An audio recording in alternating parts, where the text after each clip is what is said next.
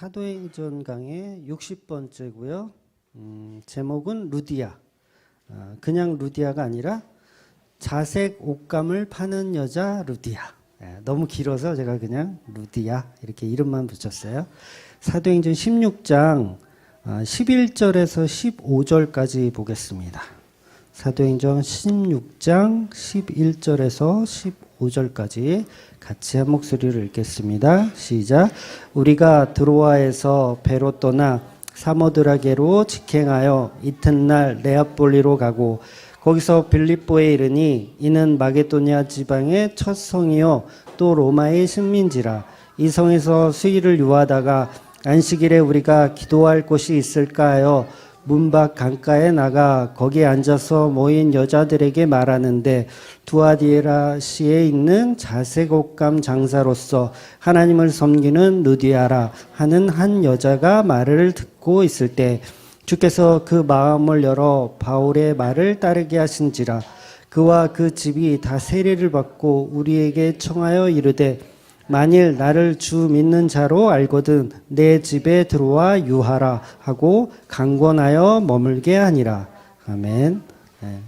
지난주 이제 16장 나오는 전체적인 맥락을 우리가 봤어요. 그래서 본문을 좀 길게 잡고 이렇게 봤고, 이제 오늘부터는 이제 조금 이제 구체적으로 한 사건씩 좀 보려고 합니다. 그래서 지난주 설교를 못 들으시면 조금 이제 이해하는데 조금 어려움이 있을 것 같아요. 그래서 못 들으신 분은 꼭 찾아서 들어보시고, 가급적이면 그 바울이 싸움했던 거, 그러니까 바나바하고 싸움했던 그 설교부터 아마 들어보셔야 이해가 좀 되실 것 같아요. 그래서 오늘부터는 이제 이 사건들을 하나씩 이렇게 좀 천천히 보도록 하겠습니다. 그래서 설교를 이렇게 같은 내용이 계속 반복되지만 빨리 넘어가고 싶은 생각이 없어요, 저는. 가급적이면 이 본문을 완전 뽕을 뽑고 가고 싶은 생각이 있어요. 왜 그러냐면 설교를 하고 나면 항상 아쉬움이 있거든요. 그래서 예를 들어서 창세기 강의를 다 이제 81탄까지인가 해서 다 마쳤지만, 내가 왜 그때 그걸 안 했지? 왜 그거 빼먹었지? 막 이런 아쉬움이 항상 남아가지고, 차라리 그냥 천천히 가야겠다. 어차피 평생 설교할 거 천천히 가야겠다라는 생각으로 조금 구체적으로 좀 가려고 하니까요. 그렇게 같은 내용들이 계속 반복되더라도 이해하시고 들어주시면 감사하겠습니다.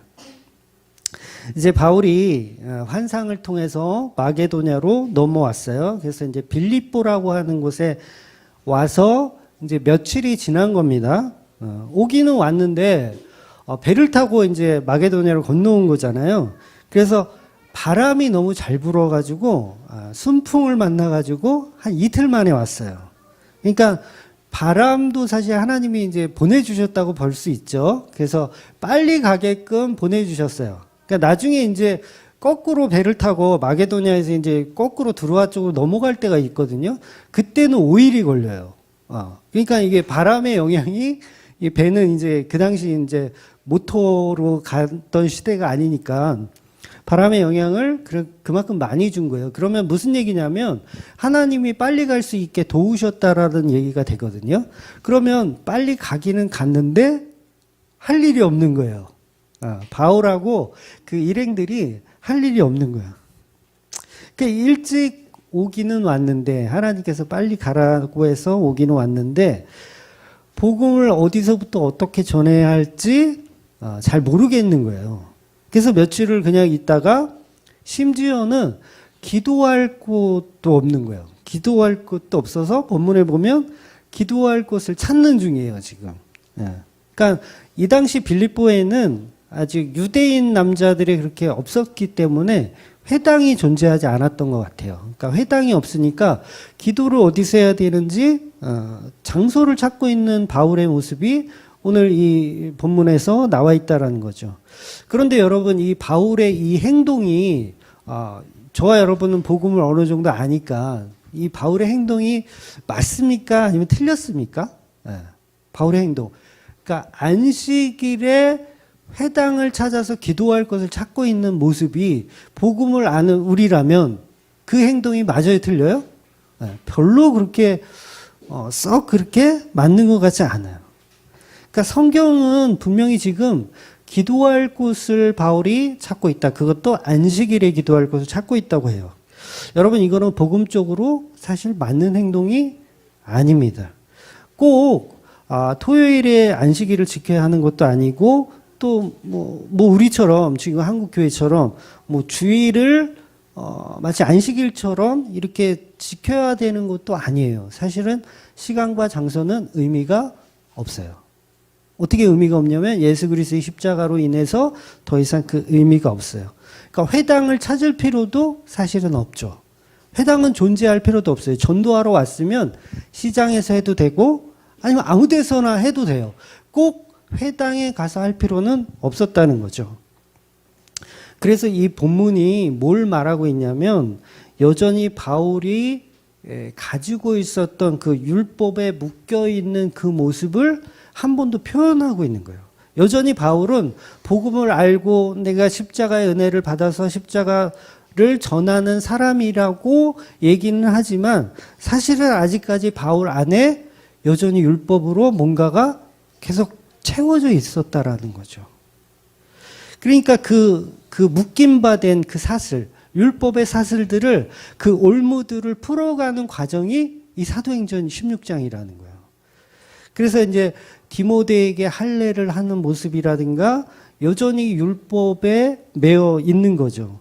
그래서 장로의 규례, 사도의 규례, 막 이런 것들을 가리키기 시작한 사도 바울이 여전히 그 안에 아직도 안식일의 규례까지도 들어있는 거예요. 그러니까 바울의 잘못된 부분들을 성경이 지금 지적하고 있다라는 거죠. 그래서 나중에 바울이 이제 감옥에서 찬양하고 기도했을 때 옥문이 열리잖아요. 그러니까 옥문이 열렸다는 건 무슨 뜻이라 그랬어요? 십자가가 섰다라는 뜻이에요. 십자가가. 그래서 십자가가 서는 자리에 뭐가 일어나요? 지진이 일어나는 거예요. 그러니까 예수님이 십자가에 달렸을 때 지진 일어났어요? 안 일어났어요? 네, 일어났잖아요. 왜 모르는 척 하세요? 지진이 일어났어요. 무덤이 열리고 자던 자가 막 일어나고 그 다음에 휘장이 갈라졌어요. 성전에 있는 휘장이 갈라졌어요. 그러니까 이것은 율법의 완성을 의미하는 것입니다. 바로 바울이 갇혀 있었던 그 옥문도 지진으로 인해서 올무가 풀어지는 거예요. 열리는 거예요. 그러니까 이건 도망가라는 뜻이 아니고 예수님의 십자가가 이제 바울에게 제대로 섰다. 그런 표현으로 지진이 나고 올무가 끊어지는 거예요. 비유예요, 비유. 그러니까 이 비유를 보고 바울이 깨달은 거죠. 하나님의 은혜를 내가 여태까지 또 내 방식으로 풀어가고 있었구나 라고 생각하는 거죠. 그걸 알아들었기 때문에 도망을 안 간 거예요.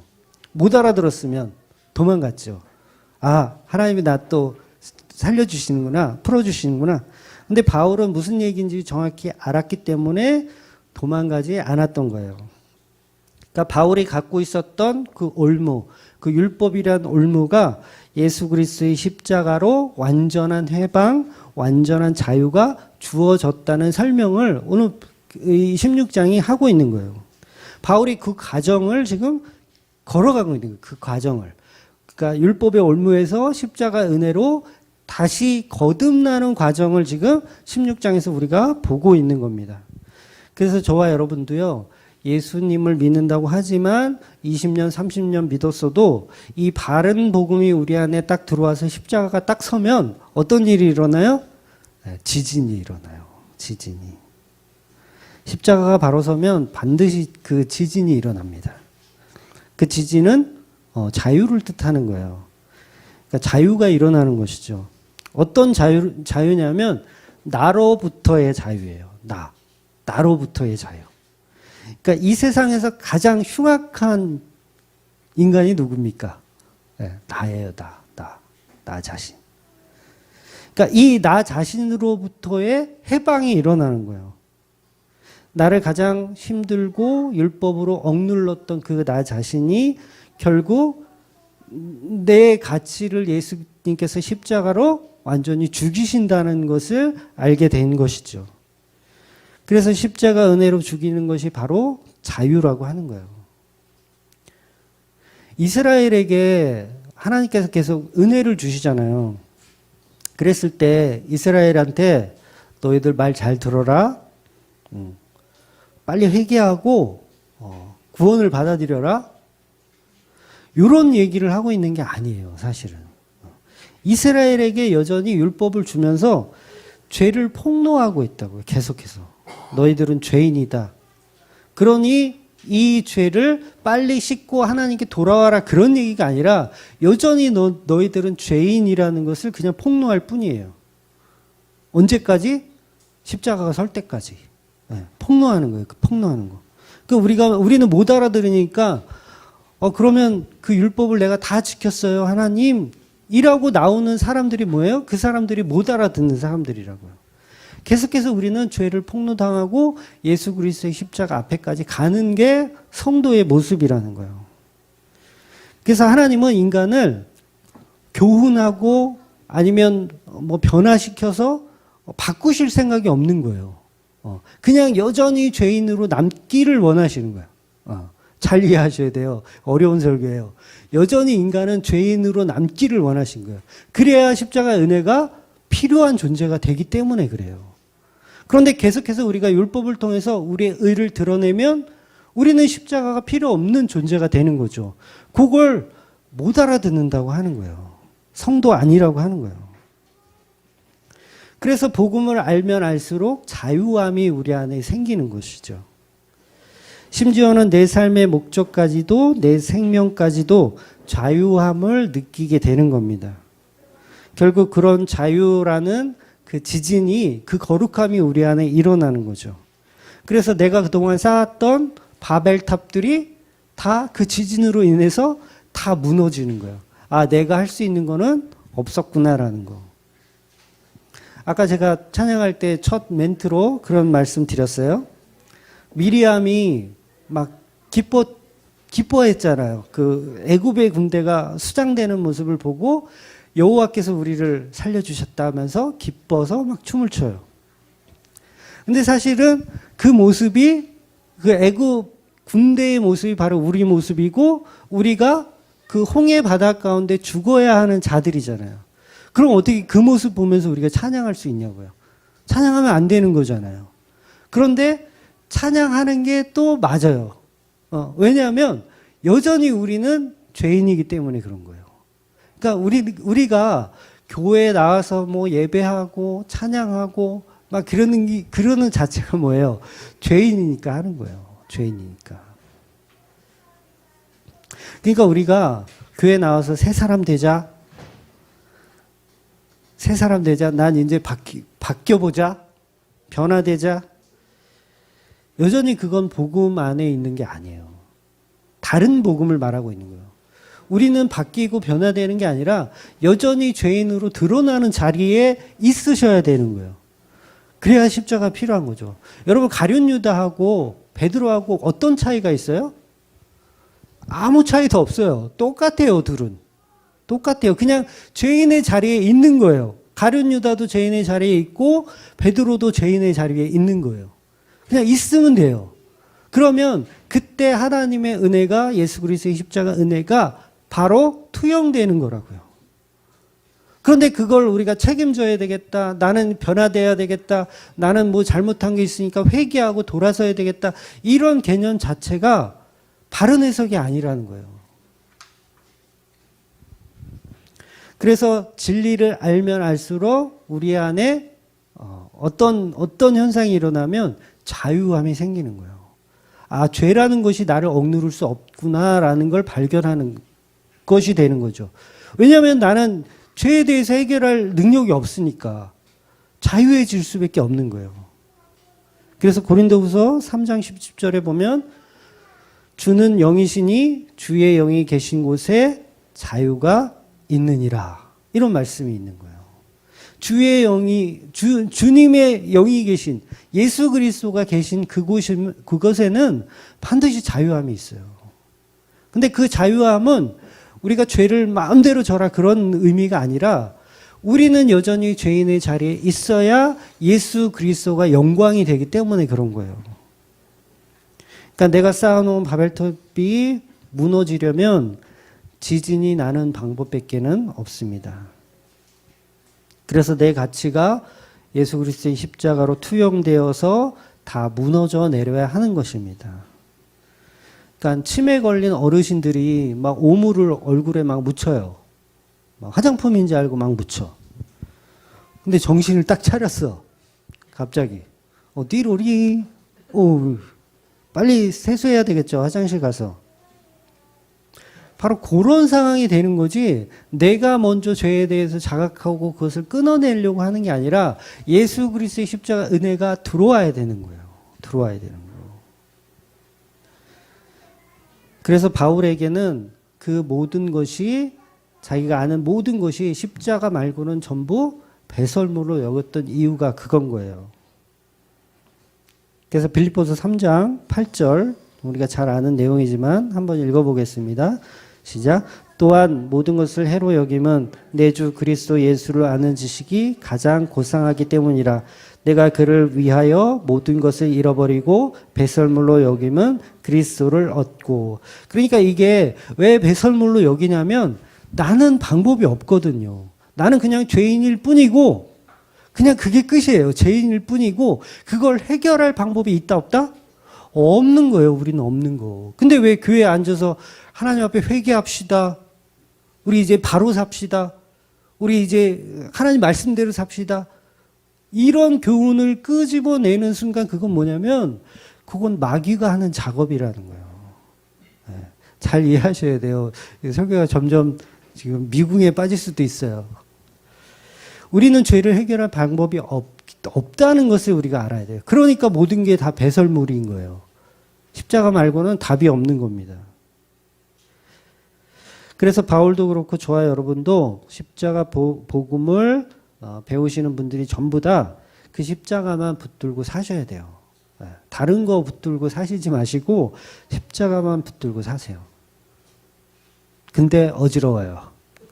네, 어지러워요. 물고기는 물에서 살아야 됩니다. 네. 성도는 예수 안에 그 십자가의 보혈 안에 살아야 돼요. 다른 데 살면 네, 방법이 없어요. 그 십자가 안에 살 때만 자유로운 거예요. 그래서 복음 아닌 다른 거치장스러운 것들을 여러분은 신경도 안 쓰셔도 됩니다.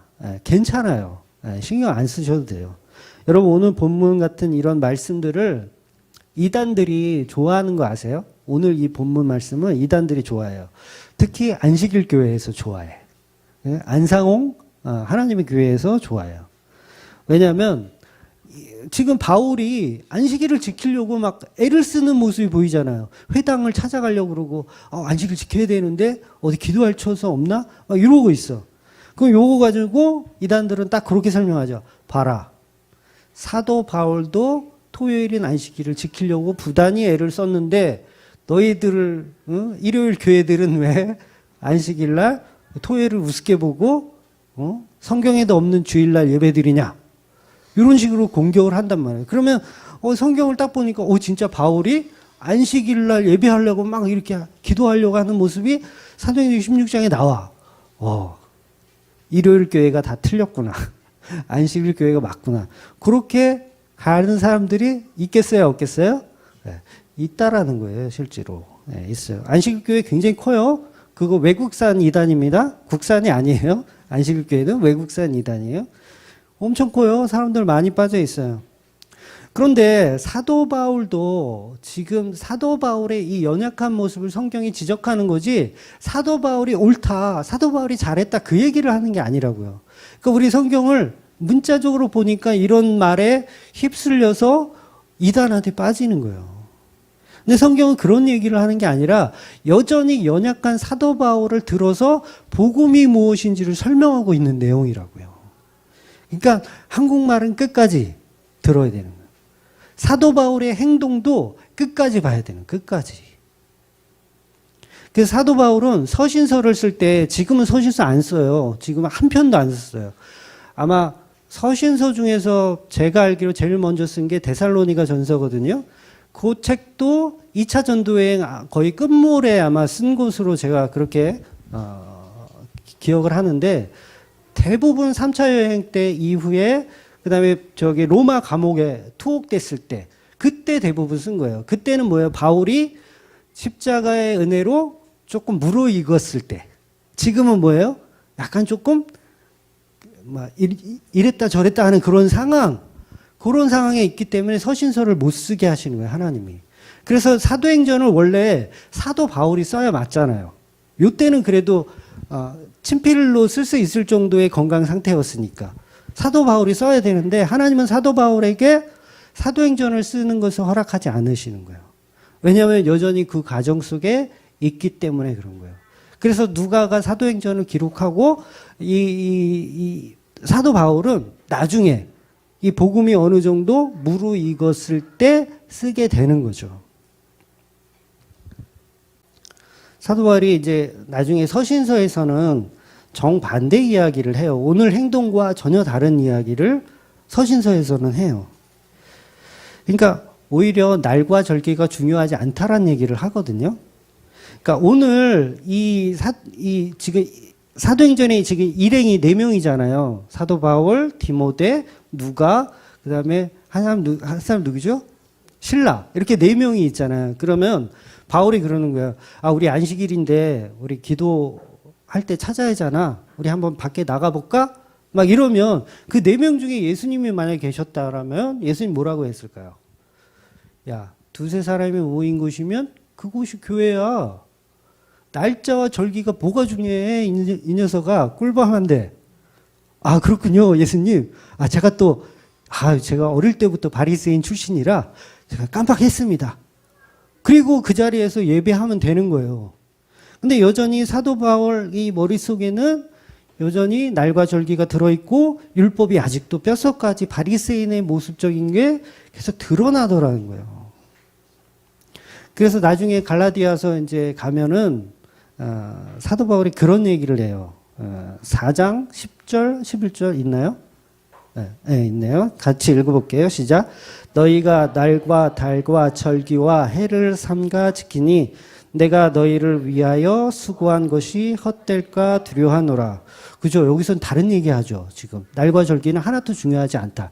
안식일이든 주일이든 이것은 하나도 중요하지 않다. 내가 그동안 설명한 게 그건데 그거 헛되게 만들지 마라고 다른 얘기를 해요. 오늘 본문과 다른 얘기. 그러니까 이때는 갈라디아서 쓸 때는 뭐예요? 복음을 정확히 알고 있었던 때예요. 지금은 약간 이랬다 저랬다 하는 상황인 거예요. 그래서 바울이 어떻게 갈라디아서에서 이런 말을 할 수 있을까? 이유는 딱 하나예요. 본인이 경험한 거예요. 본인이 여전히 바리새인의 모습으로 날과 절기를 지키려 했던 내 모습이 예수님께 당했었던 지금 오늘 본문의 이 사건을 경험했었기 때문에 갈라디아서에서 저런 얘기를 쓸 수 있다라는 거죠. 그래서 사도행전은 계속해서 바울이라는 그 연약한 여전히 율법 안에 사로잡혀 있는 글을 들어서 십자가 복음을 어떻게 전하는지에 대한 내용을 설명하는 겁니다. 그래서 사도행전 16장은 사도 바울의 이야기들, 사도 바울을 중심으로 해서 지금 사건이 이루어지는데 사도 바울을 잘했다고 칭찬하는 게 아니에요. 성경 잘못 보시는 거예요. 사도 바울 엄청 칭찬해. 오, 잘했네. 오, 마게도냐로 가서 하나님이 가라 그랬더니 갔네. 오, 잘했네. 또 강가에 나와서 루디아라는 여자에게 전도하네. 어이구, 잘했네. 또 귀신 요정을 쫓아냈네. 어이구, 잘했네. 감옥 갔네. 어이구, 매 맞네. 잘했네. 그런 얘기가 아니라고요. 아직도 부족한 사도 바울을 어떻게 하나님께서 이끌어 가시는지를 설명하는 거예요. 그러니까 어떻게 해야 이 사도 바울이 제대로 갈까? 그거를 지금 우리에게 설명하고 있는 거예요. 그래서 아내 바울을 죽이시고 예수님이 정복해 들어가시는 모습을 우리가 보고 있는 거죠. 그래서 본문이 말하는 전도는 인간의 힘으로 하는 것이 아니고 그걸 계속 보여주시는 거예요. 인간이 하는 거 아니라는 거. 전도는 우리가 생각하는 것처럼 크고 대단한 방식으로 가는 것도 아니라는 것을 이야기하는 거예요. 예수님이셨으면 안식일에 기도할 장소를 분명히 찾지 않으셨을 거예요. 그래서 바울이 이제 찾으려고 했지만 회당이 없어가지고 찾지를 못했어요. 그래서 포기하고 집하고 가까웠던 거, 숙소하고 가까웠던 곳인 것 같아요. 뉘앙스가. 그래서 강가에 나가서 이제 유대인들은 관행적으로 타지에 있거나 예배할 곳이 없을 때 강가를 찾아서 이렇게 기도하는 습관이 있었다 그래요. 그러니까 우리나라도 옛날에 보면은 왜 기도할 곳이 없으면 어디 가요? 산에 올라가잖아요. 산에 올라가서 기도하잖아요. 근데 이스라엘은 강가로 갔었나 봐요. 근데 우리는 산에 옛날에 삼각산 이렇게 올라가면 다 여기저기서 막 기도하고 그러는 사람들 많았는데 그런 맥락인 거예요. 그래서 바울 일행도 장소가 없으니 회당이 없으니 강가를 찾아서 기도처소를 찾아가는 거예요. 여전히 복음은 있지만 바리새인적인 사고와 생각이 여전히 바울을 지배하고 있는 모습을 성경이 보여주고 있는 거예요. 그래서 복음을 제대로 전하고 쓰려면 서신서를 쓰려면 이 거추장스러운 것들을 이제 다 뿌리 뽑아야 되잖아요. 뿌리 뽑고 제대로 된 복음을 우리에게 알려줘야 하잖아요. 그래서 예수님이 바울을 이용해서 지금 뭔가 사건들을 만들어가고 계신 거예요. 그래서 계속해서 십자가 은혜가 그 바울이 주렁주렁 달고 있는 그 무화과 잎을 한 커플씩 한 커플씩 다 뜯어내고 있는 거죠. 네. 그래서 성경은 바울의 가치를 인정하지 않으면서 전도되는 방식을 선택해서 가더라는 거예요. 그래서 바울이 환상을 보게 하는 거예요. 환상은 바울이 보고 싶어서 보는 게 아니잖아요. 완전히 예수님께서 절대적 주권으로 보게 하시는 게 환상이잖아요. 그러니까 바울의 힘은 전혀 없는 거예요. 오직 예수님의 힘으로만 지금 움직이고 있다라는 걸 환상을 통해서 보여주고 계신 거예요. 그렇게 마게도냐에 와서 빌립보에 와서 그 복음의 첫발이 가장 연약하다라고 하는, 유대인들이 볼 때 가장 연약하다라고 하는 1인분으로 인정도 안 되는 여자들에게 복음이 전해진다는 거예요. 그러니까 이 유럽의 첫 유럽 스타트잖아요. 그런데 여자에게 복음을 전한다는 거예요. 여러분, 이건 굉장히 깊은 의미가 있는 거예요. 예수님도 유대에서 갈릴리로 넘어가실 때 어디를 둘러서 가셨는지 아시죠? 네. 바로 수가성, 사마리아라고 하는 그 수가성을 들려서 그 여인에게, 우리가 아까 찬양한 것처럼 수가성 여인에게 가서 복음을 전하셨어요. 예수님이 제일 먼저 그 사마리아는 오지 땅이에요. 복음이 들어갈 수 없는 땅으로 그 개념으로 생각하셔야 돼요.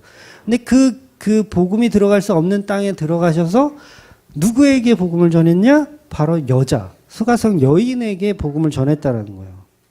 근데 오늘 바울의 모습도 예수님의 모습이 떠오르죠. 바울도 지금 유럽의 첫 발을 내딛어서 제일 먼저 여자에게 복음을 전하는 거예요. 1인분으로 인정도 안 되는 여자에게. 그러면 우리는 누구를 떠올려야 되냐면 예수님을 떠올려야 돼요. 예수님도 그랬지. 바울이 지금 예수님의 모습으로 뭔가 전도를 하고 있구나. 이렇게 성도는 이렇게 받아들여야 돼요. 근데 성도 아닌 사람은 어떻게 받아들입니까? 바울이 유럽 땅에 전도하러 가면 막 전도자가 막 물밀듯 바울 앞으로 막 이렇게 쏟아져 오는 걸 생각하죠. 근데 아니에요. 성경은 오로지 예수 그리스도만 드러나는 게 목적이기 때문에 바울이 하는 행동에서 예수님을 발견하셔야 되는 거예요. 또 그렇게 발견할 수밖에 없고요. 그래서 루디아라는 여자를 수가성 여인처럼 등장을 시키는 거예요, 성경이. 그래야 바울 안에 있는 예수를 우리가 볼 수 있기 때문에 그래요. 안 그러면 우리가 예수를 못 보고 또 바울을 봐요. 바울이 가는 곳마다 부흥되고 수백 명이 따르고 수천 명이 예수를 믿으면 우리는 예수를 안 보고 바울을 본다고요. 근데 바울이 가서 여자를 전도하니까 우리는 예수를 볼 수 있는 거예요. 아, 예수님도 그랬잖아. 사마리아 갔을 때 그랬잖아. 그래서 모든 이야기들은 전부 예수를 중심으로 돼서 일어난다는 거죠. 그래서 오늘 강가에서 루디아라고 하는 여자를 전도하는데 바로 유럽의 첫 전도자 바로 여자에게 하는 이 전도를 하고 계신 거예요. 그러니까 사도행전 초반에도 왜 사마리아에 빌립 집사가 들어가서 전도했던 내용이 있잖아요. 근데 사실은 누가 먼저 간 거예요? 예수님이 사실은 먼저 간 거예요. 그러니까 모든 전도의 시작은 예수님이 다 하고 계신 거죠. 그래서 사실 우리 인간은 사실 복음을 전하는 방해꾼들. 네. 우리 인간들은 방해꾼들. 그 이상의 가치가 없어요. 네. 우리 전도 많이 한다, 우리 복음 전한다, 이렇게 착각하시면 안 되는 게 우리는 그런 가치가 없어요.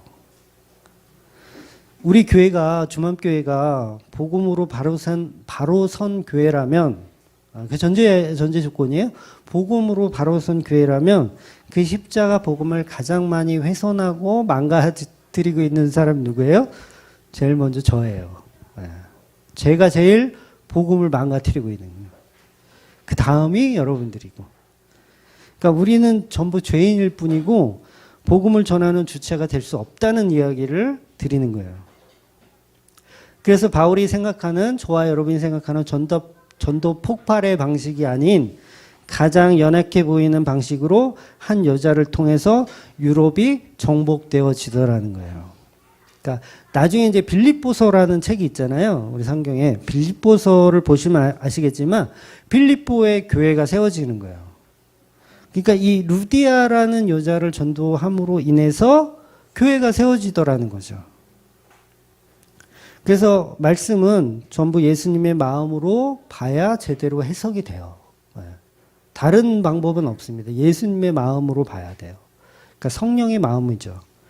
그래서 주맘교회 이름을 지을 때 그래서 이름을 지은 거거든요. 그러니까 성경을 볼 때 좀 내 방식으로 보지 말자. 내가 원하는 식으로 성경 다 보잖아요. 우리는 성경 보면서 다 나한테 맞춰. 내가 주인공이야. 근데 그렇게 보지 말고 내 시선과 내 주관은 좀 제발 좀 내려놓고 예수 그리스도의 마음으로 성경을 좀 보자. 그렇게 보면 그나마 좀 예수님 마음 알아가지 않을까라는 의미에서 주맘교회라고 진 거거든요. 주님 마음을 알아가는 교회라는 뜻을 줄여가지고 주맘교회라고 한 거예요. 근데 우리는 인간이다 보니까 여전히 성경을 읽을 때 그 문자에 갇히고 그 성경의 주인공을 나로 투영해서 보니까 이게 해석이 안 되는 거예요. 그래서 문자적으로 우리는 계속해서 옳고 그름만을 판단하죠. 무엇은 잘했고 무엇은 틀렸다라고 하면서 그렇게 계속 판단하는 거예요. 근데 우리는 그렇게 판단하는 순간 본질을 놓치게 되는 거죠. 서두에서 말했지만 우린 죄인이니까 이제 죄 짓지 말자. 이렇게 끝 정리를 해요. 복음은 근데 그런 게 아니라는 거예요. 그 정리가 아니에요. 그 정리가 아니라 복음은 은혜라는 걸 설명하는 거예요. 은혜라는 거. 그래서 성경은 우리가 판단한 것이 아니고 어떤 사건이 주어지면 그 사건의 주체는 전부 예수 그리스도라는 걸 놓쳐서는 안 돼요. 네? 그러니까 어떤 성경의 사건이 딱 주어졌으면 거기에 우리를 투영하잖아요. 아, 나도 솔로몬이었으면 어땠을까? 이렇게 나를 투영하잖아요. 그런 해석들이 다 틀린 해석이라고요. 그러니까 어떤 사건이 딱 주어졌을 때 거기에서 예수 그리스도가 어떻게 표현되는지를 봐야 되는 거예요. 솔로몬의 사건, 뭐 다윗의 사건, 뭐 사건들이 얼마나 많아요, 성경에. 그 모든 사건들이 전부 다 자기가 지를 투영해가지고 본다고요. 그럼 얻어내는 건 뭐예요? 윤리, 도덕. 끝. 그럼 그게 뭐예요? 불교예요. 그게 불교예요. 기독교는 어떤 사건들에 나를 투영하는 게 아니라 예수 그리스도를 투영해서 예수 그리스도의 마음을 읽어내는 게 기독교라고요. 근데 그게 좀 어렵긴 하죠. 그래서 성령께서 눈을 열어주시고 마음을 열어주시고 귀를 열어주셔야 그게 보이고 들리더라는 거예요.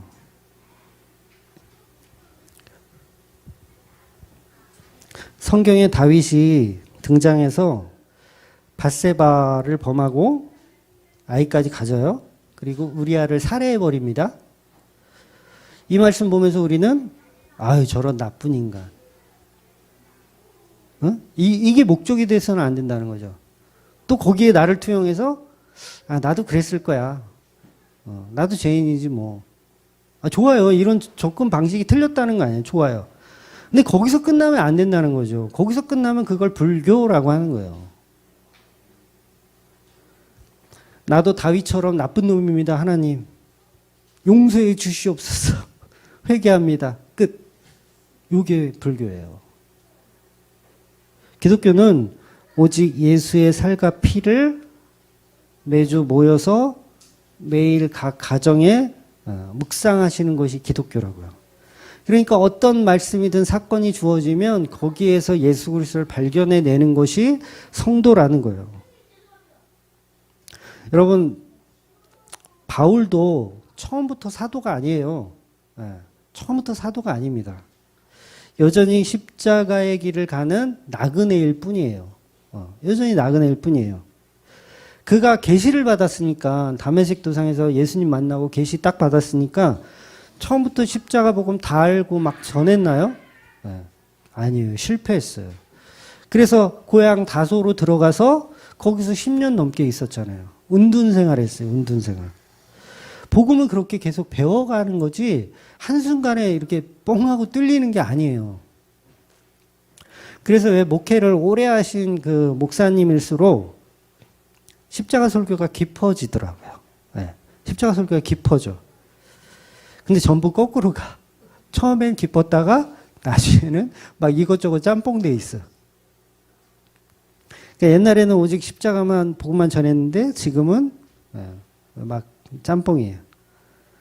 그럼 그거는 성령이 개입한 교회가 아니란 얘기죠. 성령이 개입한 교회는 반드시 처음에는 조금 어리버리해요, 목사가. 막 이것도 했다가 저것도 했다 막 그런데 이게 십자가로 점점 좁혀져요. 좁혀져. 여러분 그런 교회를 찾아가셔야 돼. 그러니까 옳고 그름을 판단해서 목사의 어떤 뭐 자질이나 이런 걸 보는 게 아니라 그 목회를 예를 들어서 10년을 하셨다. 근데 10년 전의 설교와 지금의 설교를 딱 비교해서 십자가 복음이 얼마나 깊어졌는지를 보시면 되는 거예요. 근데 10년 전에는 굉장히 깊었는데 지금은 막 거시기하다. 그 교회는 땡탈락. 근데 10년 전에는 완전 개판이었어. 근데 지금 십자가 복음을 제대로 전하신다. 그럼 그 교회는 가능성이 있는 거죠. 그 가능성이라는 건 이 지금 사도 바울처럼 예수님께서 만지고 계시고 일하고 계시다라는 거예요. 그래서 무조건 옳고 그름을 판단하는 것도 오류예요. 그 목사님 이상에 10년 전 설교 가지고 막 이렇게 막 시비 걸고 그러시면 안 되는 거예요. 그건 굉장히 무식한 짓이에요. 지금 어떤 설교를 하고 계신지가 사실 중요한 것이죠. 그래서 바울도 죽는 순간까지 복음을 배워가는 것입니다. 한순간에 예수님 만났으니까 다 할 거라고 생각하시면 안 되세요. 바울이 다메섹에서 예수님 만나고 바로 전도 여행을 시작한 게 아니라 여전히 그는 배워가는 거예요. 계속. 오늘 사도행전 16장도 바울이 계속 배워가고 있는 거예요. 우리가 많이 아는 것 같아도 문득문득 계속해서 이 성경이라는 문자 안에 갇히는 거 아세요? 저와 여러분이 계속 문자 안에 갇혀요. 인터넷 성도님들이 이제 저한테 질문하시는 성경에 관한 이야기들도 대부분이 이제 문자에서 벗어나지 못하는 질문들이에요. 거의 다가 그래요. 문자에서 벗어나지 못한. 예를 하나 들어드리면 성경에는 이제 부모를 공경하라라는 말이 있잖아요. 목사님 저는 부모님이 돌아가셨는데 어떻게 해야 하나님의 말씀을 지킬 수 있나요? 이런 식의 질문이에요. 이게 뭐예요? 문자적 해석을 여전히 가지고서 저한테 접근을 한 거죠. 그러면 저는 이분은 어디서부터 어떻게 수리를 해드려야 될지 이제 사이즈가 안 나오기 시작하는 거죠. 그러면 그러니까 우리도 이 율법 안에 갇혀 있다라는 거예요. 그러니까 율법사도 그런 질문, 비슷한 질문 했잖아요. 누가 내 이웃입니까? 결국 문자 안에 갇혀 있기 때문에 그런 질문을 하는 거예요. 예수님의 답변은 어땠습니까? 국어사전적 설명을 하신 것이 아니라 비유로 설명하셨어요. 선한 사마리아인 비유를 통해서 누가 내 이웃인지를 설명해 주셨다고요. 그러면 문자적인 해석들은 바른 해석이 아니란 얘기죠. 예수님이 비유로 설명하셨다는 건 문자적인 해석이 틀렸다라는 거예요. 성경은 문자가 아니고 그 문자가 담고 있는 이유와 뜻이 다 존재한다는 거예요. 그래서 예수님도 모든 성경의 문자들은 비유이고 뜻이 있다라고 설명을 하세요. 마태복음 13장 34절, 35절 볼게요. 시작. 예수께서 이 모든 것을 무리에게 비유로 말씀하시고 비유가 아니면 아무것도 말씀하시지 아니하였으니 이는 선지자를 통하여 말씀하신 바 내가 입을 열어 비유로 말하고 창세부터 감추인 것들을 드러내리라 함이 이루려 하심이라. 성경은 그래서 전부 비유입니다. 그래서 가끔 이제 그 비유적인 설교를 너무 좀 심하게 해서 그걸 이제 알레고리적 해석이라고 그러거든요. 신천지가 그런 걸 너무 많이 해요. 사실 근데 그 접근 방식이 틀린 건 아니에요. 그 맞아요. 접근 방식은 맞아요. 그러니까 성경은 전부 비유이기 때문에 비유로 푸는 게 맞습니다. 신천지 가면 아마 그렇게 교육할 거예요. 성경은 다 비유입니다. 이 비유를 풀 사람은 오직 대언자 이만희 선생님밖에 없습니다. 이런 식으로 얘기를 한단 말이에요. 그 말은 그러니까 그 비유로 되었다는 그 말은 맞지만 그거를 누가 특정인이 풀어주는 건 아니죠. 그래서 일부러 본문 말씀, 이 말씀에도 예수님께서는 성경은 전부 비유로 되어 있다. 왜? 못 알아듣게 하려고. 성도만 알아듣게 하려고 비유로 써놓으신 거예요. 그냥 다 써놓으면 다 알아듣잖아. 그래서 비유를 제자들에게만 따로 설명을 해주세요. 마가복음 4장 34절 시작. 비유가 아니면 말씀하지 아니하시고 다만 혼자 계실 때에 그 제자들에게 모든 것을 해석하시더라. 그렇죠. 해석해 주는 거예요. 그러니까 성경은 전부 비유인데 그 비유가 담고 있는 하나님의 마음, 예수님의 마음을 성도에게만 들려주더라는 거예요. 들려주더라는 거. 그래서 지금도 성령을 통해서 성경을 읽지 않으면 우리는 못 알아듣습니다. 그래서 복음 전하는 목사들이 필요한 거예요. 여러분, 제가 목사들을 하도 까지만 사실 복음 전하는 목사들 필요합니다. 안 그러면 지금 한국교회 예수 믿을 사람 한 명도 없어요. 한 명도 없어요. 그렇게 사도 바울을 예수님이 지금 사용하고 계신 거예요. 근데 그 사도 바울이 성경을 해석하는 자로 드러나야 하잖아요. 그 사도 바울이 하는 해석이 맞다라는 걸 이제 드러나야 되잖아요. 그래야 서신서도 쓰고 이제 성경을 완성할 거 아니에요. 그래서 예수님께서 사도 바울을 목을 딱 잡고 지금 끌고 다니시는 거예요. 복음을 제대로 가르쳐 주려고. 너가 먼저 제대로 배워. 그리고 성경 써. 성도들에게 좀 알려줘야 되니까 네가 성경 써 하고 목덜미를 잡고 끌고 다니시는 거예요. 이게 뭐예요? 이게 전도라는 거예요. 전도는 어디 가서 막 이렇게 예수 믿으세요 하는 게 아니라 하나님이 사도 바울의 목덜미를 딱 잡고 끌고 다니는 거예요. 채찍도 맞게 하시고 풍랑도 맞게 하시고 뱀에게도 물리게 하시고 이렇게 막 끌고 다니는 이 자체가 뭐예요?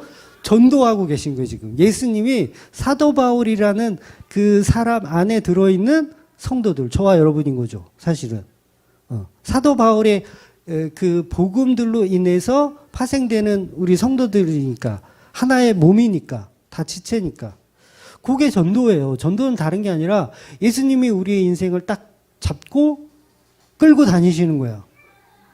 아유, 개고생을 그냥. 근데 그게 전도라는 거예요, 그게. 사도 바울이 지금 뭘 당하고 있어요? 전도 당하고 있는 거예요. 누구한테? 예수님한테 전도 당하고 있는 거예요. 근데 우리는 사도 바울이 전도하러 다니는 걸로 알아. 아니요, 사도 바울은 전도할 수 있는 주체가 될 수가 없는 그냥 죄인 덩어리예요. 죄인 덩어리. 그 인간이 무슨, 죄송합니다. 그분이 무슨 전도를 해요. 죄인 덩어리가. 그냥 끌려다니는 게 그게 전도라는 거예요. 그러니까 저와 여러분의 인생도 예수님이 끌고 다니시고 계신 거예요. 이 자체가 그냥 전도예요. 네. 죽어라 말 안 들으면 또 가사가 그러다가 또 앉혀놓고. 그래서 지금도 성령을 통해서 성경을 읽지 않으면 우리는 못 알아듣습니다. 그래서 저와 여러분이 말씀을 이해하기 위해서는 성령께서 계속 우리를 부시고 깨시고 들어오시는 거예요. 성경 아무리 100번, 1000번 읽어도 그 문자에서 못 빠져나와요. 우리는, 인간은. 반드시 성령께서 눈과 귀를 열어주셔야 합니다. 바울도 갈라디아서에서 또 그런 설명을 한 적이 있어요. 어떤 설명인지 내용을 한번 보면 한 말씀을 한번 볼게요. 갈라디아서 4장 22절 24절. 네, 한번 읽어보겠습니다. 시작. 기록된 바 아브라함에게 두 아들이 있으니 하나는 여종에게서 하나는 자유에 있는 여자에게서 낳았다 하였으며 여종에게서는 육체에 따라 낳고 자유에 있는 여자에게서는 약속으로 말미암느니라. 이것은 비유니 이 여자들은 두 언약이라. 하나는 신의 산에부터 종 낳은 자니 곧 하갈이라. 제가 뜬금없이 왜 이런 말씀을 갖고 나왔냐면 사도 바울이 지금 무슨 얘기를 하고 있냐면 성경에 나오는 하갈과 사라 이야기가 율법과 은혜에 대한 비유적인 말씀이라는 것을 사도 바울이 알고 있었다는 거예요. 그러니까 성경에 나오는 구약이든 뭐 신약이든 모든 내용들은 전부 예수에 관한 이야기라는 걸 사도 바울이 설명하는 거예요. 그러니까 저만 이런 설교를 하는 게 아니라 사도 바울도 이런 설교를 했다라는 거예요. 근데 이거 가지고 우리는 뭐라고 공격해요? 알레고리적 해석이다. 이렇게 공격하잖아요. 아니 왜 사라하고 하갈하고 둘이 싸움하고 뭐 지랄 떨는 걸 가지고 그걸 어떻게 예수님과 연결을 하냐라고 따진다고요. 우리 인간들은. 그런 알레고리적 해석이 어딨냐고 따져요. 근데 사도 바울도 이런 식으로 설교를 했다란 말이에요. 바울이 하고 있는 이 설교를 우리는 알레고리적이라고 비판할 수가 없습니다. 이미 성경 자체가 비유이기 때문에 그런 접근 방식이 맞아요. 근데 이 신천지 이놈의 새끼들이 너무 그거를 써먹어가지고 다 개판으로 만들어놨는데, 근데 이런 해석이 맞는 거예요. 성경은 모든 내용이 전부 예수 그리스도로 연결하는 알레고리예요. 네, 전부. 그럼 왜 오늘 여자를 만났지? 그리고 그 여자의 직업을 왜 굳이 여기서 말하고 있지? 말할 필요 없잖아요. 여자의 직업 뭐하러 말해요? 그러면 성경이 허투루 써져 있는 게 있어요? 없어요. 우리가 해석해내지 못할 뿐이지 허투루 써져 있는 건 한 글자도 없어요. 성경은 다 이유가 있습니다. 그러면 자색 옷감을 만드는 여자라는 것을 굳이 성경이 성령의 감동으로 인해 누가를 통해서 쓸 필요가 없는 거예요. 그냥 돈 많은 어떤 여자가 있더라. 돈을 잘 쓰더라. 바울 일행을 데려다가 먹이고 재워주고 하더라. 이러면 되는데 성경은 굳이 이 여자의 직업, 그 다음에 상황, 이런 것들을 설명하고, 물론 짧긴 하지만 설명하고 있다라는 거예요. 거기에는 분명한 이유가 있다라는 거죠. 성경에 삭개오가 등장하잖아요. 삭개오의 직업이 뭐죠? 세리장. 그 직업을 설명할 이유가 있어요, 없어요? 있는 거예요. 안 그러면 그냥 삭개오라고 하는 어떤 조그만 인간이 있었더라 이러면 되는데 직업을 얘기해야 그게 풀리거든요. 예, 이유가 있는 거예요. 그러니까 오늘 등장하는 이 루디아도 왜 자색 옷감을 만드는 여자로 부각시켜서 표현되고 있는지가 사실은 중요한 내용이라는 거죠. 수가성 여인이 남편이 5명이라는 걸 왜 얘기할까? 다 이유가 있는 거예요. 그것도. 보통 잘 만들어진 영화일수록 이 주인공의 동선을 따라서 그 주인공이 하는 어떤 하찮은 행동, 그런 게 모든 게 다 나중에 다 풀려요. 다 연결이 돼요. 잘 만든 영화일수록. 그러니까 예를 들어서 주인공이 커피를 먹는데 그 커피잔에 뭐 어떤 문양이 있었더라, 뭐 이런 것까지도 나중에 다 결말에서는 다 그게 부각되는 영화가 잘 만든 영화예요. 저는 그런 영화 너무 좋아해요. 그 지금 문득 떠오르는 영화 중에 곡성이라는 영화가 아마 그런 복선들이 계속 깔리면서 나중에 이렇게 주는 영화였던 걸로 기억해요. 네. 하여튼 그런 식으로 성경은 허투루 써진 게 없고 다 이유가 있더라는 거죠. 다만 우리가 그 성경을 해석해낼 능력이 없기 때문에 그래요. 그래서 목사님들마다 약간 견해 차이가 약간 있잖아요. 근데 한 사람한테 성령님이 다 몰아줘. 어떤 특정 목사한테 성경을 다 해석하는 능력을 다 줘버려. 그럼 그 사람 어떻게 될까요? 반드시 교만해져요. 그래서 이 A라는 목사한테는 이 부분만 딱 주고 또 B라는 목사한테는 이 부분만 딱 주고 서로 공유하게 하는 거예요. 그래서 교회니까 서로 공유하게 하는 거예요. 그래서 사도 바울이 베드로를 가르쳐요, 안 가르쳐요? 가르쳐요. 자기가 어떻게 가르쳐? 이 베드로는 교회의 진짜 수장인데 가르친단 말이야. 그게 왜 그런 거예요? 베드로가 받은 은혜가 있고 베드로가 해석하는 부분이 있고 바울이 해석하는 서로 다른 거예요. 서로 지체이기 때문에 서로 교환하는 거죠. 너는 팔, 나는 손, 나는 다리 다 다르니까 우리가 서로 교환하는 거예요. 하는 사람한테 다 몰아주면 100% 교만해집니다. 그래서 이렇게 성경을 바르게 해석하는 성도들이 우리는 필요한 거예요. 그래서 그 지체들이 모여서 뭐가 되는 거냐면 교회가 되는 거예요. 하나님의 몸된 교회가 되는 거예요. 그러니까 한 사람 한 사람이 사실은 다 소중하고 필요한 존재인 거죠. 내게 복음을 깨닫게 해주는. 그러니까 저와 여러분이 지금 주만교회라는 곳에 지금 모여서 매주 제 설교만 듣지만 사실은 이제 끝나고 교제하면서 제가 배우는 게 엄청 많은 거예요. 그래서 저는 늘 저녁까지 이렇게 사주시면 너무 감사해요. 그 교제를 통해서 정말 많은 것들을 또 저도 깨닫거든요. 그 부분이 있었지. 이렇게 서로 윈윈하는 것이 바로 교회의 모습이라는 거예요. 그래서 하나님은 한 사람한테 다 때려 넣지 않으세요. 바울은 어쩔 수 없이 지금 성경을 써야 되니까 그런 상황인 거지. 성경이 써진 지금은 교회의 모든 한 사람 한 사람 지체가 다 성령을 통해서 일하는 사람들로 보셔도 무관합니다. 거기에는 목사도 필요 없고요. 권사도 필요 없어요. 아무것도 필요가 없습니다. 그렇게 우리는 십자가 복음을 배워가는 겁니다. 그래서 목사들끼리 그런 파벌 만들고 그러지 마세요. 이 목사가 가장 훌륭하다. 저 목사가 최고다. 이거 되게 바보 같은 짓이에요. 하나님이 그 목사님한테 요만큼 주신 거고 저 목사님한테도 요만큼 주신 거예요. 다 도찐 개찐이에요. 근데 누가 더 훌륭하다. 나는 아볼로파, 나는 베드로파, 나는 바울파 막 이러고 있으면 그럼 또 이제 서신서에다가 쓰는 거지. 이런 개수작들을 하니 그러면서 이렇게 서신서를 쓰는 거죠, 바울이. 그러니까 이게 사도행전이 사실은 이게 신약 성경의 뼈대잖아요. 이 사도행전만 잘 이해하면 서신서들은 그냥 풀려요. 되게 쉽게 풀려요, 그냥. 이래서 바울이 이 내용을 갈라디아 교회에 했고 빌립보 교회에 했고 데살로니가 교회에 했구나. 이게 다 풀려버려요. 그러니까 너무 재밌죠. 성경 보는 게. 그래서 바울은 바울 스타일로 은혜를 주시고 베드로는 베드로 스타일로 은혜를 주시는 겁니다. 사도나 목사들이나 십자가를 증거하는 비유지기, 비유를 해석하는 사람들일 뿐이지 각자 십자가를 향한 모습은 다 동일하다는 거예요.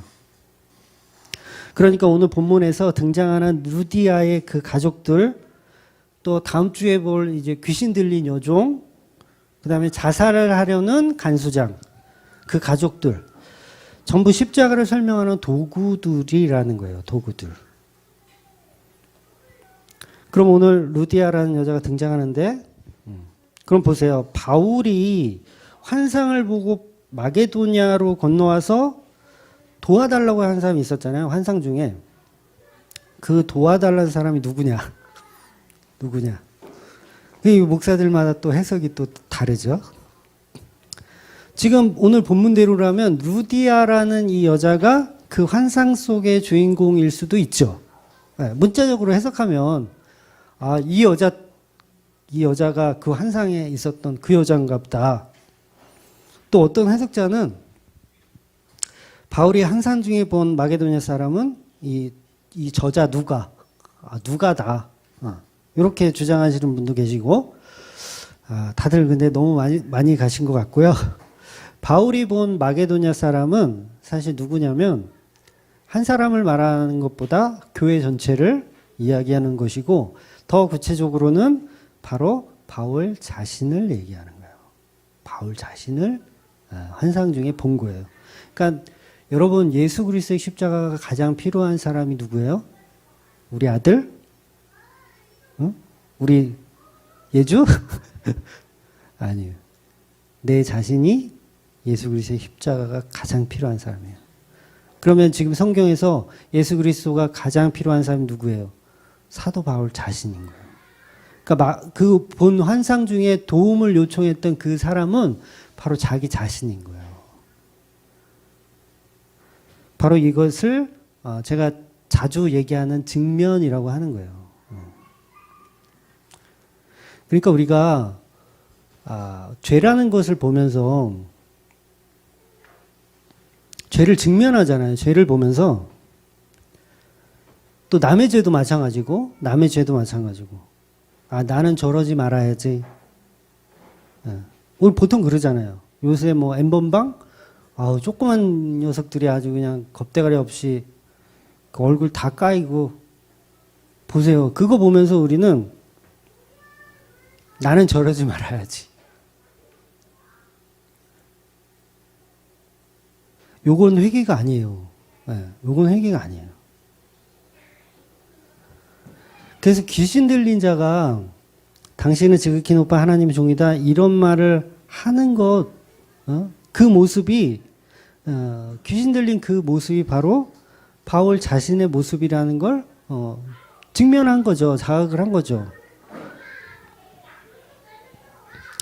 그래서 우리가 이런 문자적인 해석에서 빠져나오지 못하니까 사람들은 오늘 루디아라는 본문을 가지고 어떤 결론을 유출해내냐면 하나님이 루디아를 사랑하셔서 루디아를 구원하기 위해 바울에게 환상을 주셨고 마게도냐로 전도하게 하셨다. 이렇게 결론을 내요. 그럴듯한 결론이에요. 그리고 조금 더 나아가면 아마 거의 목사님들이 이렇게 설교할 거예요. 오늘 본문 가지고 하나님은 하나님을 잘 섬기는 루디아를 위해서 일하신다. 라는 식으로 결론을 내고 여러분도 루디아처럼 바울을 잘 대접하는 사람이 되십시오. 이런 설교. 바울이 지금, 루디아가 지금 바울 일행을 다 먹여 살리잖아요. 거두잖아요. 먹을 거 제공하고 잠잘 곳 제공하고. 이런 식으로 루디아의 헌신을 본받으십시오. 목사님들을 잘 섬겨주십시오. 루디아처럼. 그러면 거상이 됩니다. 라는 식의 결론을 유출하더라는 거예요. 실제로 그래요. 한번 유튜브에 루디아라고 치고 아무 유명한 목사님들 설교를 한번 들어보세요. 제가 한 말 그대로 설교할 거야 아마. 루디아처럼 여러분도 헌신하십시오. 봉사하십시오. 섬기십시오. 나누십시오. 이렇게 생각해요. 제가 거짓말인지 한번 찾아봐서 들어봐 보세요. 요따위로 설교하는 게 다 엉터리인 거예요. 그걸 심한 말로 사기꾼이라고 하는 거예요. 성경은 그 얘기를 하는 게 아니고, 물론 그 접근 방식이 틀린 건 아니에요. 접근은 그렇게 할 수 있어요. 그런데 결론까지도 그렇게 되면 그거는 설교 아닌 거죠. 여전히 우리는 루디아라는 문자 속에 갇혀 있습니다. 복음의 세계관을 못 보는 거예요. 구속사적인 십자가의 세계관을 더 깊이 봐야 하는데 못 보는 거죠. 그래서 오늘 본문에서 14절 중간에 보면 성경이 루디아를 표현할 때 주께서 그 마음을 열어 바울의 말을 따르게 하신지라 이렇게 해놨어요. 그러니까 바울이 전도한 거예요? 안 한 거예요? 안 한 거예요. 하나님이 이미 주께서 그 마음을 열어, 루디아의 마음을 열어 이미 전도해놨어. 루디아는 이미 전도해놨어요. 바울이 전도한 게 아니에요. 루디아는 이미 하나님 마음을 열어서 해놨어요. 요렇게 출발해야 돼요. 요렇게 출발하기 때문에 15절에 그와 그 집이 다 세례를 받고라고 나오는 거예요. 그리고 놀랍게도 이제 간수장 집에 이제 나중에 넘어가면 30절 중간에 보면 똑같은 얘기를 해요. 내가 어떻게 하여 구원을 받으리까 하거늘 이르되 주 예수를 믿으라 그리하면 너와 내 집에 구원을 받으리라. 내용이 지금 루디아의 집과 이 간수쟁이 집과 동일한 이야기를 하고 있어요. 둘 다 하우스에 대한 구원, 집에 대한 구원을 하고 있어요. 그러니까 오늘 본문의 요지는 예수를 믿으면 그가 어떤 가정이든지 구원을 받는다는 그 개념이 맞아요. 그 개념에서 출발하는 거예요. 그러니까 예수님이 바울이라는 아직 연약한 사도를 이용하여 제대로 된 복음을 설명하는 것인데, 루디아라는 여자가 담고 있는 세계관이 뭐냐면 바로 장사하는 여자, 자색 옷을 파는 여자예요. 근데 우리는 자색 옷 그러면 잘 무슨 얘기인지 모르지만 유대인들한테 자색 옷감 하면 뭘 떠올릴까요? 유대인들에게. 자색 옷감 그러면 유대인들은 대번에 휘장을 떠올려요. 휘장. 휘장. 근데 우리는 이게 제가 지난주에 그랬나요? 왜 번역기로 돌리면 말이 이상해진다고 못 알아듣게 된다고 그랬잖아요. 유대인들은 알아들어요. 자색 옷을 파는 여자 그러면 휘장. 딱 생각이 떠오른다. 물론 휘장을 파는 여자라는 얘기는 아니에요. 비유적으로 설명하는 거예요. 그래서 이 말씀이 뭐냐면 이제 출애굽기 이제 25장 뒤에 이제 쭉 이제 우리가 강해를 통해서 보게 되겠지만 이런 말을 많이 성경에서 보셨을 거예요. 청색, 자색, 홍색이라는 말이 계속 나와요. 출애굽기 28장 계속 나와. 청색, 자색, 홍색. 바로 휘장을 만드는 재료이고, 그리고 대제사장의 옷, 에봇을 만드는 옷감도 바로 이 자색 옷감이에요. 에봇. 그리고 거기에 에봇에 또 뭐가 하나 이렇게 붙어 있어. 흉패 같은 게 붙어 있어요. 근데 그거 이제 뭐 판결 흉패라 그래서 뭐 판결할 때 입는 뭐 그런 옷 같은데, 그래서 그 흉패에도 뭘로 만드냐면 역시 자색 옷감으로 만들어요. 그리고 그 옷감 안에 우리가 많이 들어보셨어요? 이런 얘기?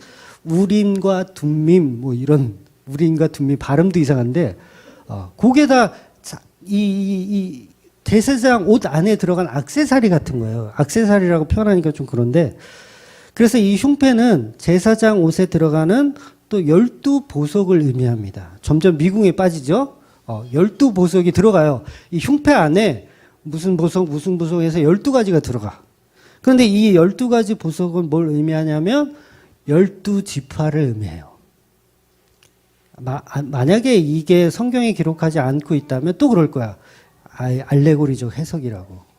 무슨 보석 12개가 12지파를 의미하니? 너 신천지 냄새 나는데? 대번에 이럴 거예요. 그래서 제가 찾아왔어요. 출애굽기 28장 21절. 네, 시작. 이 보석들은 이스라엘 아들들의 이름대로 12이라. 보석마다 12지파에 한 이름씩 도장을 새기는 법을 새기고. 12지파를 의미한다고 성경이 기록하고 있죠. 그러니까 이게 다 구약의 모든 이야기들, 이게 전부 예수 그리스도로 다 연결되거든요.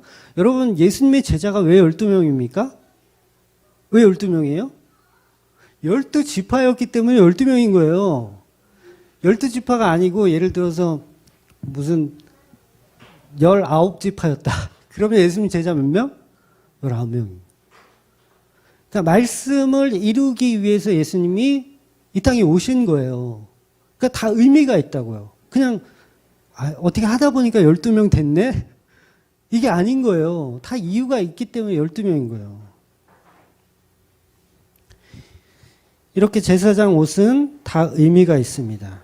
그래서 자색 옷은 루디아가 이 고급스러운 옷을 만드는 부자라는 얘기를 하고 싶은 게 아니에요. 성경은 그런 얘기를 하는 게 아니라 구약의 제사장과 시장을 의미하는 여자로 등장하는 거예요. 그래서 지금 여기 빌립보에 회당이 없다는 이야기 했잖아요. 회당이 없다. 그리고 유대인 남자 없다.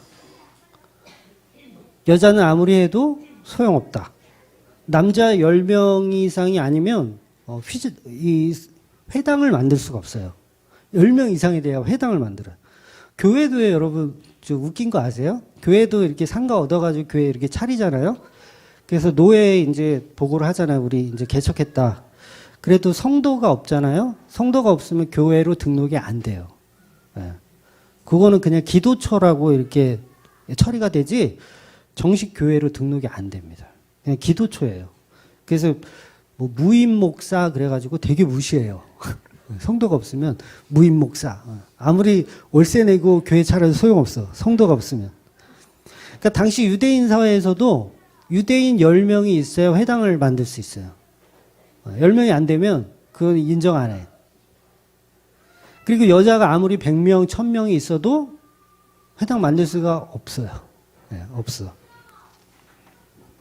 바로 그렇게 여자로 상징되는 자색 옷 만드는 어떤 이가 구약으로 치면 제사장 옷 휘장을 만드는 여자로 상징적으로 지금 등장하는 거예요. 루디아는 휘장 만드는 여자로 비유적으로 등장을 하는 거예요.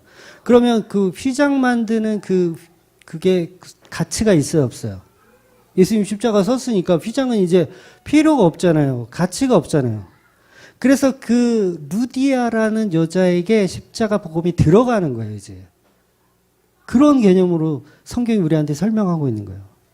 그러니까 지금 계속해서 율법과 은혜가 서로 대결 구도로 가는 거죠. 그러니까 사도 바울은 안식일을 지키기 위해서 기도처를 찾고 있고 루디아라는 여자는 휘장 만드는 그런 비유적인 존재로 등장하는 거예요. 둘 다 율법이에요. 둘 다 율법인데 이 두 율법이 만나서 뭐예요? 십자가가 서는 거예요. 그래서 복음이 전해지고 그 루디아라는 가정에 세례받는 일이 발생이 되더라는 거죠. 요게 전도라고 하는 거예요. 요게. 전도는요. 율법으로부터의 자유. 율법으로부터의 해방. 그걸 얘기하는 거예요. 강가에 나와 있는 여자들은 루디아와 함께 자색 옷감을 만드는 직원들이 아닌가 좀 개인적으로 추측을 해요. 어찌 보면 루디아는 거상입니다. 부자예요. 남정네 4명을 처음 본 4명을 집에 데리고 와서 먹이고 재우고 할 정도면 저는 상상할 수도 없는 우리 집 사이즈로는 상상할 수도 없는 거상. 루디아가 다른 직원들에게 강가에 나와서 뭐 했을까요? 저는 하나님의 말씀 전했다고 봐요. 루디아는 지금 예수님은 모르지만 하나님 믿는 사람인 거예요. 하나님 믿는 유대인인 거예요. 하나님 믿는 유대인. 근데 보세요. 그 왜 에티오피아 내시가 성경을 아무리 읽어도 무슨 얘기인지 못 알아들었던 상태에 있었잖아요. 그랬을 때 빌립 집사가 가서 맞죠? 빌립 집사가 가서 설명해 준단 말이에요. 그러니까 지금 루디아도 뭐예요? 하나님은 잘 알아. 율법에 대해서는 어느 정도 알아요. 그런데 요거를 해석해낼 수 있는 방법이 없는 거예요, 도대체. 그랬을 때 바울이라고 하는 사람이 등장하여 그것을 해석해 주더라는 거죠. 그러니까 바울은 루디아를 통해서 아직 율법에 속해 있는 자신을 발견한 것이고 또 루디아는 그 율법에 매여 있는 자기 자신이 바울을 통해서 또 발견해낸 거죠. 서로 발견해내는 거예요. 그러니까 바울과 베드로가 서로 이제 지적질하는 것처럼 서로 가르쳐 주는 것처럼.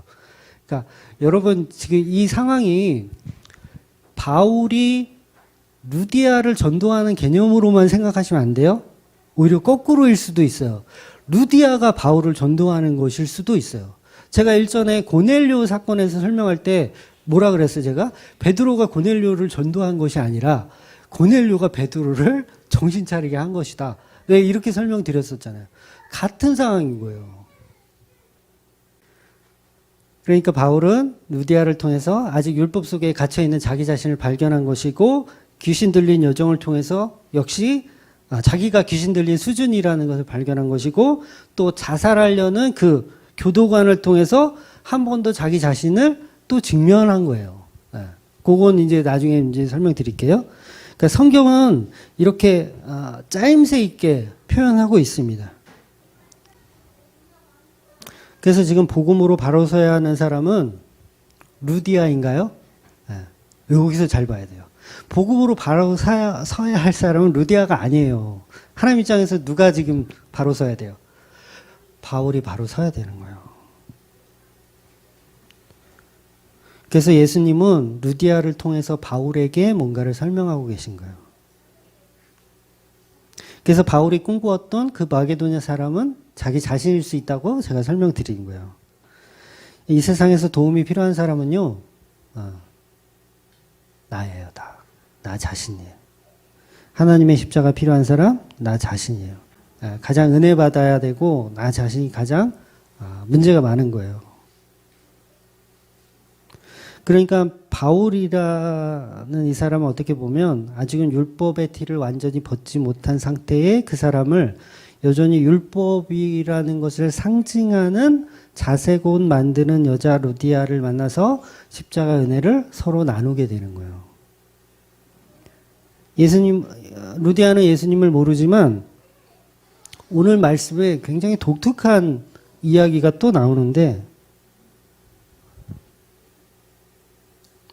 루디아가 바울에게 뭐라고 얘기하냐면 15절에 보면 만일 나를 주 믿는 자로 알거든 내 집에 들어와 유하라 이렇게 말해요.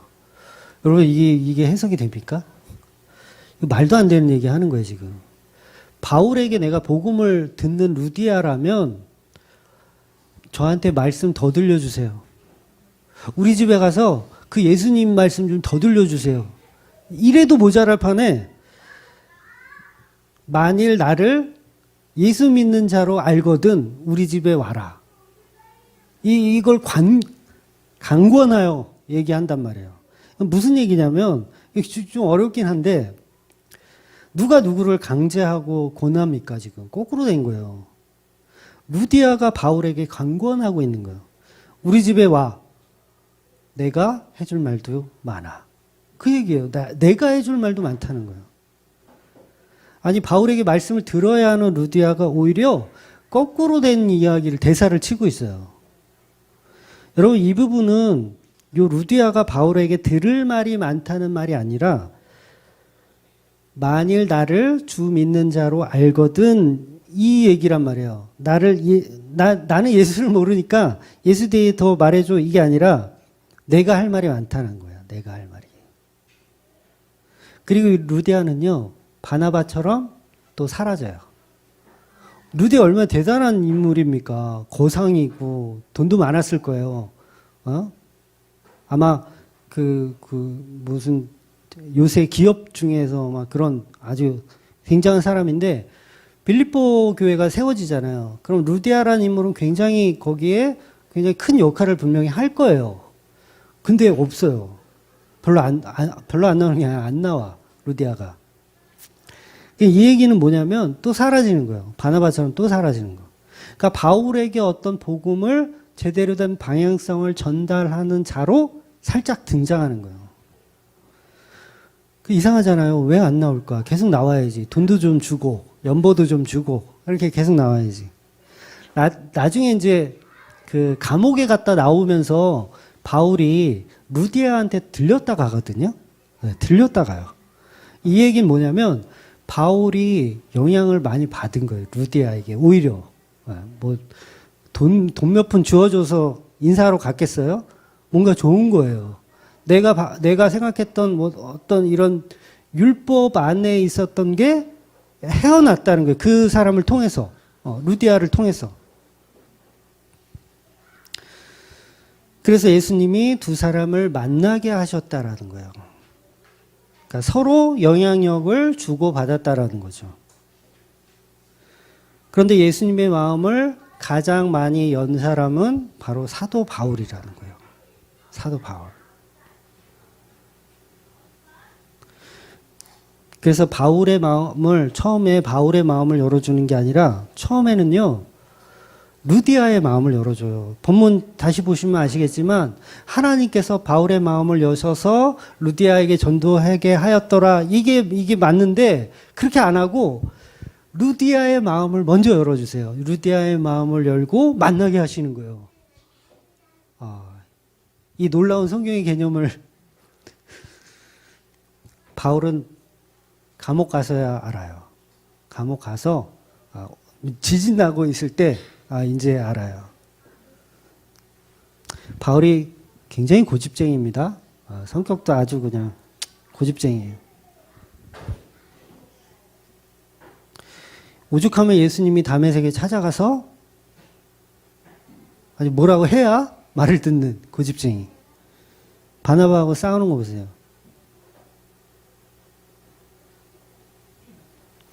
그래서 루디아의 마음을 열어서 바울에게 뭔가를 설명하시는 거예요. 그래서 14절 끝에 제가 말씀드린 대로 주께서 그 마음을 열어 바울의 말을 따르게 하신지라 이렇게 표현하는 거예요. 바울의 말을 마음을 열게 하여 바울의 말을 따르게 하신지라. 그래서 이 말씀은 전도는 바울이 하는 게 아님을 명백하게 성경에 이야기하는 겁니다. 그래서 루디아를 전도하는 것은 예수님이 하시는 것이고 이미 바울을 만나기 전부터 세팅되어 있었던 사람이라는 거죠. 이미 세팅되어서 있었던 사람이에요. 저와 여러분이 누군가에게 복음을 전할 때 결국 예수님의 관심은 전하는 자에게 관심이 있어요. 전하는 저와 여러분에게 관심이 있어요. 그걸 기억하셔야 돼요. 그러니까 우리가 복음 좀 안다고 막 이렇게 전하지만 사실 복음을 더 배워야 되는 건 전하는 우리예요. 우리 자신. 그러니까 복음 전하세요. 전하지 말라는 게 아니에요. 복음 막 전해. 전하면서 누가 은혜를 받아요? 전하는 사람이 은혜 받는 거예요. 바울이 지금 딱 그거예요. 루디아를 상대로 내가 복음을 좀 이렇게 막 전해. 근데 사실은 은혜는 자기가 받았어요. 그래서 그 루디아가 너무 고마운 거예요. 그냥 감옥 갔다가 막 채찍 맞고 그러고 나오면서 들려요. 루디아한테. 고맙다고 했겠죠. 그리고 루디아는 사라져요. 성경에서. 그래서 사도행전은 바울이 복음을 전하는 것이 목적이 아닙니다. 사도행전은 예수님이 바울이라는 성도를 어떻게 사랑하시는지, 바울이라는 성도를 어떻게 이끌어 가시는지, 그 십자가 복음이 어떻게 세워지는지 그것을 계속해서 설명하고 계신 거예요. 그래서 전도는 그냥 자연스럽게 하시면 돼요. 자연스럽게 하시면 마음을 열어둔 자를 예수님께서 붙여주시는 개념인 거예요. 그래서 우리는 그 전도를 하면서 계속해서 십자가 은혜로 죽는 일만 하시면 돼요. 십자가 은혜로 날마다 죽어나가는 그런 저와 여러분이 되시기를 주의 이름으로 축원드립니다. 아멘. 기도하겠습니다.